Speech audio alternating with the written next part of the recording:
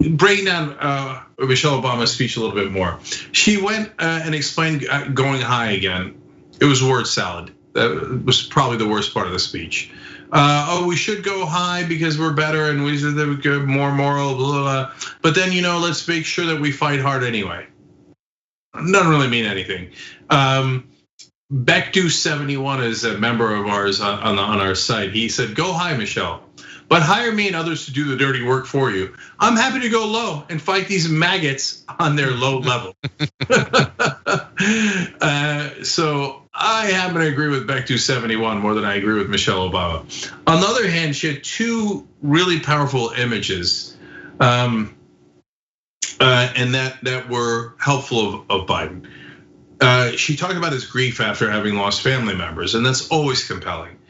And she said he knows how to deal with an empty chair. And it kind of set a contrast for me between that weird shtick Clint Eastwood did 4 years ago with the empty chair versus the powerful imagery of a family member lost and their empty chair. So that I thought that was really powerful. And then she said that Biden's career is a testament to getting back up. And I think that's true. I think that's powerful and is a good, at least testament to Biden's character in that sense. Yeah.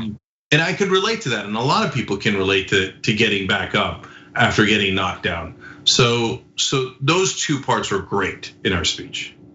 Yeah, and I think, like pointing out, they did a good job of occasionally going back to how devastating the death toll has been from COVID. There was that great sort of video that was playing, and I expect that we'll see more of that. But like when you take that and then you combine it with the fact that they can rightly say that Joe Biden has always been very compassionate towards people, especially those who have lost people. He's had devastating losses of his own. You combine it with that. If you could also then combine it with, and he has the best possible plan for making sure that as few people deal with needless loss, through being uninsured, underinsured, medical bankruptcies, all of that. He's gonna totally remake our healthcare industry to be what it needs to be to address the current crises and those that are coming. That would be such a winning pitch in the middle of the worst pandemic we've had in a century. But it's just not there. The situation is there. He's got the background of empathy in this area. And what does he want to do? He wants to tweak the current system a little bit, strengthen the ACA a little bit. And that's really it. That's not the dynamic pitch that it could be to really like bring this election home. And it just, when she was talking about it, it just seems like such a missed opportunity that he doesn't have the policy to go along with the other components of this. Yeah, it's just not who Biden is. It's not who the Democratic Party is at this point. I wish it were, but we lost the primary. And so the establishment is won and they are still ruled by the donor class. That's just a fact. And nothing that's said at this convention will change that fact. And so at the same time, when Michelle Obama talks about how presidential elections will tell us who we are, that's definitely true. And we elected a super ugly guy, I mean his character, last time around. And I hope to God that's not who we are as Americans. And so, you could say, hey, Biden's just got to clear the lowest bar in American political history. That's true.